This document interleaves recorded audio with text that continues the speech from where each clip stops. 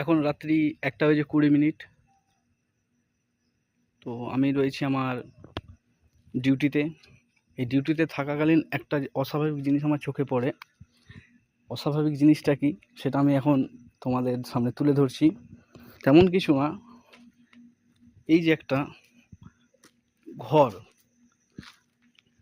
এই ঘরটা কার আমি কিন্তু সেটা জানি না, একদমই জানি না। তো ব্যাপারটা হয়েছে কি, এই ঘরটা কিন্তু খোলা রয়েছে, না কোনো তালা ভাঙা রয়েছে, না কোনো কিছু। হয়তো যার ঘর সে চাবি দিতে ভুলে চলে গেছে। কিন্তু কথা হচ্ছে, এই ঘরের মধ্যে অনেক কিছু জিনিস পড়ে রয়েছে, ছড়িয়ে ছিটিয়ে রয়েছে, তোমরা দেখতেই পারছো। যেমন এই যে ট্র্যাক্টরের, গাড়ির চাকা, জেসিবির চাকা, সে যাই হোক, যারই হোক, এই ঘরটা সে কিন্তু হয়তো ভুলে চাবি দেয়নি, চলে গেছে, আমার নজরে পড়েছে। এখন আমি নিজেই কনফিউজ, এটার সাথে আমি কী করব। যদিও এখানে চাবি ঝুলছে, দেখতেই পাচ্ছ। তো আমার মতে আমি এখন চাবি দিয়ে আমার সাথে চাবিখাড়িটা নিয়ে চলে যাব।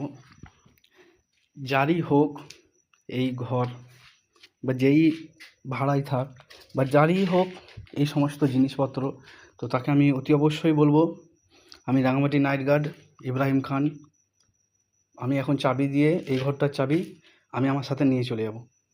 অতি অবশ্যই আমার কমিটির সাথে যোগাযোগ করবে এবং আমার সাথে যোগাযোগ করে প্রমাণস্বরূপ তোমার ঘর তার কিছু ডকুমেন্ট দেখিয়ে আমার কাছ থেকে চাবিটি নিয়ে যাবে। এই বলেই আমি আমার এই শর্ট ভিডিওটা এখানেই শেষ করলাম। তো এখন আমি ঘরটার চাবি দিয়ে দেবো, আশেপাশে কেউই নেই, আর এইভাবে তো আমি খোলা রেখে যেতে পারি না।